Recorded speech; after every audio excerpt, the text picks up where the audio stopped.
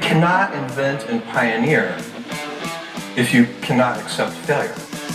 We wanted people that were insanely great at what they did. Nobody was making any money at all. Most people thought the internet was going to be a fad.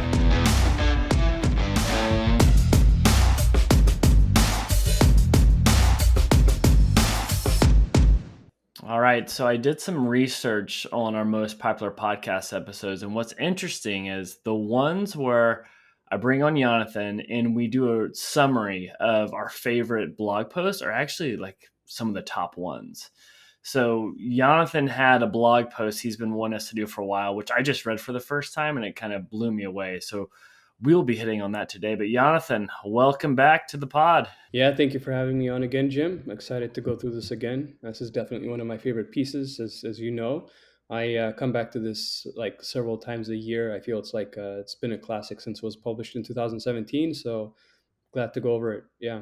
Yeah, so with Iconic Reads, this is where we pull some of our favorite blog posts and just talk about why we like it. And so the one today is called How to Be Successful by Sam Altman. And Yonathan, do you want to give background on who Sam Altman is?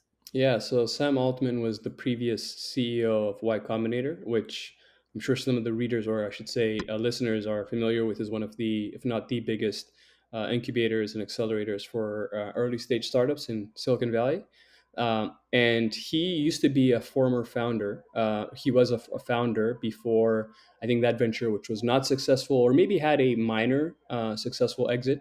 He stopped doing that work and decided to join Paul Graham and essentially begin leading the efforts at Y Combinator. Took over as CEO and has been since until Michael Seibel took over, I think about a year ago or something like that. So very popular guy, well known, has a lot of connections, and his thinking is pretty crisp, well thought out guy. So I think, yeah, we'll definitely hit on a lot of his points today. Insane track record, and he's gotten the reps in where he's been exposed to some of the most innovative companies and impressive founders, which kind of leads to this blog post, because I'll even read the intro to it. So I've observed thousands of founders and thought a lot about what it takes to make a huge amount of money or to create something important. Usually people start off wanting the former and end up wanting the latter. Here are 13 thoughts about how to achieve such outlier success. Everything here is easier to do once you've already reached a baseline degree of success through privilege or effort and want to put in the work to turn that into outlier success.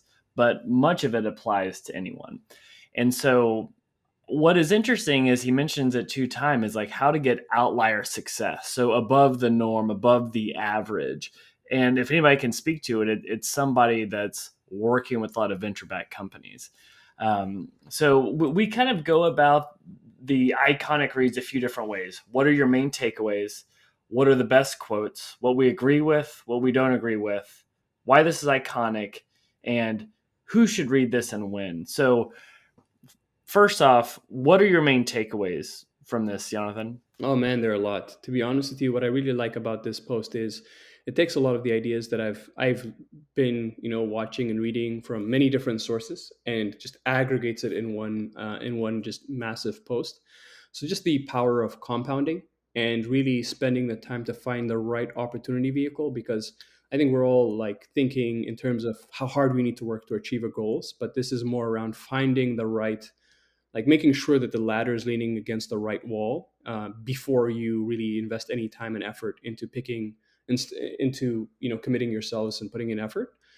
He said he would spend a lot of time between projects because he wanted to make sure that when the right project was selected, it had the opportunity to get him to where he wanted to. So just that whole framing around being patient, finding the right opportunity vehicles, and also just creating scenarios where worst case scenario, you lose 1x, but in your best scenario, it's 100x outcomes. And those are the kind of, essentially, that's his mentality. And I think that's the mentality for pretty much all entrepreneurs that he surrounds himself with. Then just focusing on being in the 99th percentile. And this could come in many ways, right? You can build relationships your entire career and become the one person who's connected, has the largest network. But it also comes from, if you remember Scott Adams' idea, the guy behind Dilbert, like being so good you can't be ignored. That comes from a collection of unique skills that literally no one else in the marketplace has. So if you're just an artist anyone, that's a commodity. But if you're an artist that also understands office humor, you become Scott Adams and the creator of Dilbert. So these are the main ideas, and then also just being an independent thinker, because I think to have that kind of outside success, like 100x success, you need to like be a contrarian to some extent, because if you think exactly like everyone in the world, like your ideas are likely going to be competed away, or at least the profits in those ideas. So you have to have a unique angle in many ways. So I think those are definitely the big takeaways and the exciting part of the blog as a whole. Yeah, that last one you hit on was my big takeaway is you need to be an independent thinker. And this is something that has actually been a little hard for me. I'm someone, I was a finance major. I went into investment banking because that's what you're supposed to try and do. And so that's what I worked towards. And then I was in investment banking. And I was like, wait a minute, I don't think this is what I want to do. I'm just doing it because that's the natural path in finance. And it took me a while to figure that out. And I wish I would have done that earlier. Even you, I mean, you were pre-med, you were going to go down that path and then kind of chartered your own. And this post gives almost like a formula for how to think about that. So for me, that's kind of, if I had to simplify it to one, it would be that. Okay. So best quote. The problem with this category, with this blog post, I got to like the second one. I was like, I've already pulled out like 8 quotes. It's so epic. So we'll go back and forth, but I'll let you start. What's one of the top quotes that's stuck out for you? Yeah, and actually, it's a quote in the post itself is, "I will fail many times, and I'll only really be right once." And I think this is a mentality I've actually had. I don't know where it came from. It's like there's some things in life where you just need to score once to win, and it doesn't matter what your fail rate is, because the downside is low, but that one win will justify all the failure in the past. Think about it like the way like people date, right? You might go on 9 terrible dates, and then on the 10th one you get your wife, and pretty much you're set for life. So you score once to win in that scenario. And there are a few things like that, and entrepreneurship is definitely one. So that definitely stands out to me. The other one is, heads I win, tails I don't lose much. And that's just the idea of kind of like being in those scenarios where if you lose, it's 1x, but if you win, it's 100x, and just trying to create scenarios around those. But those are the two that definitely stand out to me, I think, as I was reading this post, above all else. Yeah, those are pretty good. I love this section on compounding, and he had a quote where I always want to be on a project that, if successful, will make the rest of my career look like a footnote. And that's amazing. He would give the example to Elon Musk. Like, he could have just done PayPal and he'd be the PayPal guy. That'd be amazing. But then that wasn't enough. He took on other projects where people probably don't even know, like younger people don't even know that he was a part of that, right? With what he's doing with SpaceX and Tesla. Obviously, that's an extreme example. But even as we're like working on the startup studio, like working on something that if it works, like, oh yeah, they also have an agency. That one definitely kind of got me. Another one, because it was in the sales category, because I've seen some of the most impressive people I've worked with do this. There's this quote where all great careers to some degree become sales jobs. You have to evangelize your plans to customers, prospective employees, the press, investors. And even now, like as we run this agency, I'm a sales guy. I do all the sales for the business. I have to sell people to come work with us. And it's something in school, I was like, oh, sales, I don't want to do that. I thought it's like cold calling, smiling, and dialing, right? And another person who's actually been on the podcast, Charles Mislinski, he was at Ojo, ran product there, or he runs product at Ojo. Before that, he was at Jet, head of product that sold to Walmart. And he gave me some advice early on. He was a developer, an engineer, and he was doing really well, but he had the foresight to stop that and ask his boss if he could go work in sales. Most people are like, why would you do that? You're going on this track to be like a CTO. He's like, no, I need to see everything with the business. So he got into sales, did that like for 4 to 5 years. And that gave him a superpower that allowed him to do a lot of things that maybe some technical people couldn't do. And it's something that sales has a bad rap, but if you're going to be running a business, it's going to be part of it. So that one definitely stood out. Yeah, and let me give actually some bit more context on the one that I've picked as well here, which is, Sam obviously like claims that being in the 99th percentile is very important to achieving these results we're talking about, and that obviously comes with like to get those extreme results, you need to be an extreme person. And his prescription for avoiding the burnout that usually comes with something like that is to, and this is the quote, to find work you like doing with people, um, and to like to find doing work you enjoy with people you enjoy doing it with, essentially. And that I like, this is something that I've experienced in my life as well that I can definitely speak to. It's like when you're doing work that you enjoy, you're surrounded people that you enjoy, I think that allows you to work much harder without that feeling of burnout, and just that anxiety that comes over you when you think about work. So I think that's a very interesting thing that definitely stood out to me. Yeah, that's a good one. I've got two more that I'll hit on that really stood out. One was in the section about being bold. He says, I believe Oh yeah. it's easier to do a hard startup than an easy startup. People want to be part of something exciting and feel that their work matters.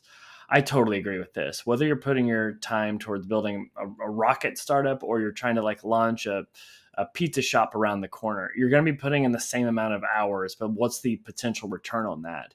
And it absolutely makes sense. If you want to get the best talent, they're going to want to work on that big, bold thing if they're truly great talent. And so the more you're bolder, the more you're kind of swinging for the fences. It's funny how that actually is a little bit easier. And so it's something I always try and think about as we're working on ideas, but hearing him articulate it was really good. And then the last one I had was around his point of the value of building a network. He said, one of the best ways to build a network is to develop a reputation for really taking care of the people who work with you. Be overly generous with sharing the upside. It will come back to you 10x. I totally agree with that, because you can have the short-sighted approach where you just want to hoard all the pieces of the pie to yourself and just, be a fat cat sitting back. But if you're playing the long game, you can't do this alone. You've got to have the right people. And if you're in their shoes, what would you want? So if you can reward generously, it will pay off. And it's something that, I'm thinking about as we're trying to get the best talent is like, what's the most amount we can give up to get the right people? Because we want to play the long game here. Yeah, you definitely stole one of the ones that I really wanted to hit on, which is it's easier to do a hard startup than an easier startup. Very counterintuitive, but really powerful. I think talent goes to solve and work on the biggest problems. And for some reason, I think our mindset says like the easier path or like the easier startup is less work and is more doable. It has higher chance of success, and that's completely wrong. And it's something that I've like is definitely counterintuitive to me. I had to learn the hard way. But also another one that I wanted to hit on is just the idea. Actually, it's a quote, but it's also an idea. It's like the internal scorecard and being internally driven. This goes back to the story you shared earlier, Jim, of being on Wall Street and then my path going through pre-med as well. It's even though our intentions were good, we were definitely externally driven in those scenarios. We were trying to impress people, trying to walk the path that's already been paved, and it's definitely not satisfying. So I think Sam W hit that part very well. It's so funny. Like I remember it was like Thanksgiving. I was with my family in Memphis. I had been in investment banking for 2.5 years, and I got a promotion, a whopping promotion from like analyst to like, you know, junior senior analyst, like something that no one would even know. I remember like we're at the dinner table. My mom's like, guys, big news. Jim got a promotion. I probably got like an extra 2 grand a year or something. But it was all just because I cared about what other people thought, And it's funny. I feel like people applaud, more when people get new jobs or careers. But you don't see as much applauding going on when people take the risk and start something. I don't know. It's something anecdotal that I see, but I don't know. It's doing something more for yourself as opposed to what other people care about. And it's hard. Like I still care about what people think about me, but not as much as I used to.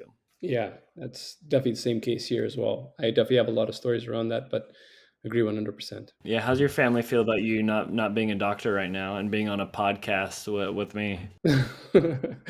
They're very disappointed, to be totally honest, Jim, but I think I've made up for it in other ways. That's the best part. Awesome. We'll have the family intervention episode next week, so that'll be a fun one. Okay, so what do you agree with on this one? So I'll start because I'm hoping to steal your thunder here. One of the biggest things here is to build wealth, get rich, you need to own things. It's not about getting a bigger salary or getting these bonuses. you need to have true equity in things. And that's something that if you look at the Forbes list, it's not people with the highest salaries, it's people that are owners of companies. And it's something that as we look at our goals, that's a big part of it. But I could not agree more with that as he called that out. Yeah, I think the biggest takeaway for me, if anything, just validating what I've already kind of concluded as well, is the whole idea of finding the right opportunity vehicle. I think there was another podcast where we were discussing, Jim, the story of Alex Ramosi and how this guy in his 20s used to be a gym owner. And that was his opportunity vehicle, essentially owning a gym. And I think it was Russell Brunson of ClickFunnels gave him advice that that's actually not the right opportunity vehicle for someone of his talent. And it was to teach other gym owners how to launch and run and scale and properly operate their gyms.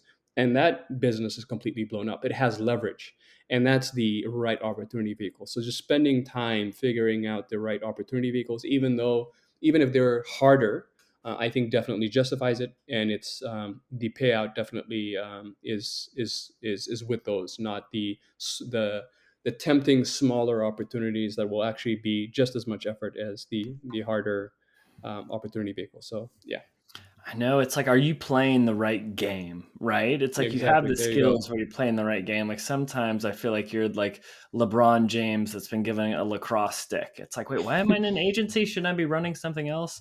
Um, Yeah, but um, exactly. but that's going. Okay. What do you disagree on this? I actually have two, so I'll let you start. Yeah, so the big one for me is I think the whole building a network. I definitely understand the value of building a network. Being a force of nature is, I think, how he describes some of these founders that he has seen have like be outliers. But I also feel like there's a narrative bias here. So like these people may have acquired some of those skill sets after they've become successful, after they've validated their ideas and they've become the it thing. But before that, I feel like there are definitely many examples, a few that I've like definitely also read about, who were very introverted, maybe didn't have a large network, but definitely had the talent and were in their 99th percentile and leveraged that to then become um, the what you call it, the big success. He leveraged that to build the network later on after the ball was moving. But I don't think building a network is a prerequisite to achieve success, is what I'm trying to say essentially. Yeah, I agree. Maybe it's for like your second and third level of success. Yeah. Um, yeah, mine's kind of around that as well. Like, there's a quote which we actually talked about that we like because I do like it. That it's easier to do a hard startup than an easy startup.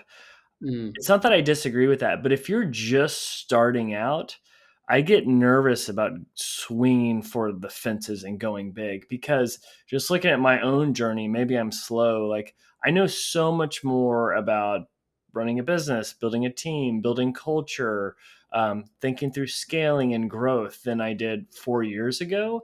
And I would hate it if I you know, had launched my great thing first without having that knowledge. And so this kind of contradicts what we really agree with, which is the ladders of wealth creation, of like going through this stair step approach to building wealth as opposed to just going for that big thing out of the gate. So I don't know if it's that I disagree with the comment more than it's an asterisk on how I would approach going after that advice. yeah, that is definitely.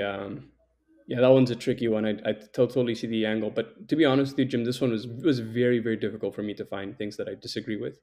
I Mm. really check generally the entire flow of this blog, so it matches my worldview as well. So I think that's really the only one that I disagree with is what I mentioned earlier. Yeah. Everything else is One, this is more of my insecurity coming out, but he has a quote that talks about, I try to always ask myself when I meet someone new, is this person yeah, a force of nature? It's a pretty yeah, basic heuristic for finding people who are likely to accomplish great things. And I'm like, well, crap, I'm not a force of nature. My wife and I have a joke about how we're both not really forces of nature. mhm, Because there are instances you meet somebody, they just like burst into a room like a bull in a china shop. You're like, wow, if I could like if that person were stuck, I would buy them. But there's other mhm, times that person burst in and you're like, I don't vibe with them. My personality type doesn't do too well with some of those like true alphas. And as I mhm, look at some of like the successful people I admire, like maybe some are forces of nature, others, it's more of like the stoic, quiet, strong, silent type. And so I don't know. That was more of my own insecurities coming out, poking a hole at that one. But I thought that was a pretty interesting one. But I think if you're in Sam Altman's shoes and you're seeing all these founders walk in front of you, you start to see some common traits. And I think those people that are trying to be outliers probably do need to be in that category of a force of nature. Yeah, and I think he could maybe talking about being a force of nature in many ways. It's not just like a very bold, outgoing personality like that. It's very in your face. Could also just be like how they handle themselves in the workplace. The confidence that they have. So maybe that you could potentially clarify that a bit more. But I see your angle for sure as well, Jim. Yeah, I kind of felt the same way. Yeah, All right. Why is this blog post iconic? I'll go first because the answer is yeah. very, very simple. It's super simple. Mhm. It's a list. Everybody loves list, right?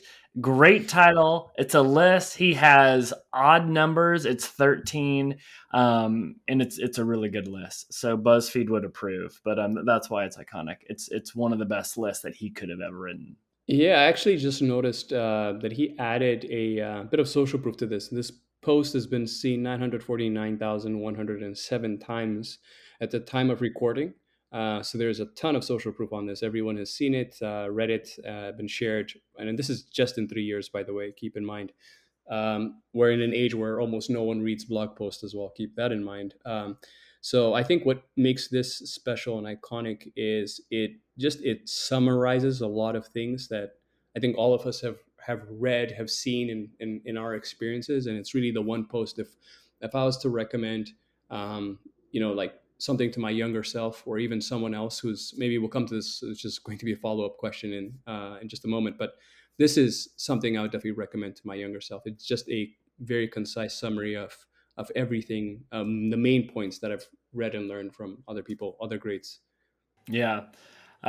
Which leads to the last question: who should read this and when? So for me, it's a young Jim Huffman who thinks that with this finance degree, all you can do is go work in investment banking because that's what everybody else does, and that'll look good when you have to like talk about it to your family. I'd want to slap this blog post in front of them. We'd have to print it out, obviously, because it's on the internet. Print it out, put it in front of them, and read that and try and take more of a long-term perspective on like the career decisions that are made. So I would say two people come to mind immediately, and hopefully I can remember both. The first one is imagine if someone who has a decent career, something like has achieved success by normal society standards, but has allowed lifestyle to creep up on them, and they've removed their ability to take risks. Those 100x outcomes, like the heads I win big, tails I don't lose scenario, they're no longer in that because they have something to lose now. And I think they would be the people I imagine who'd have a lot to gain from this. So you're like executives, doctors, professionals, like that demographic, people with ambition but stuck in those roles. And then a second group I think that would really benefit from this are like wannabe entrepreneurs who are like weighing up options, like the different business ideas that they're interested in, but are being tempted by these smaller ideas that look easier at the surface, but again, harder is actually much easier to execute, much easier to get capital, much easier to attract talent, much easier to motivate yourself on a day-to-day basis as well. So I think those are the two people that really stand out to me, or demographics, I should say. I think I like your answer better than mine. That was a good one. Well, all right. Well, Yonathan, we did it. Iconic reads. We'll see how this one does. And maybe we start doing this on a monthly basis. It actually is a good forcing function for me to actually read and think, which I wish I had more time to do. There's a reason why we don't do iconic reads with books, because we would never record a podcast. Well, awesome. Yonathan, thanks, man. Awesome. Thank you very much, Jim. Appreciate it. Have a good one.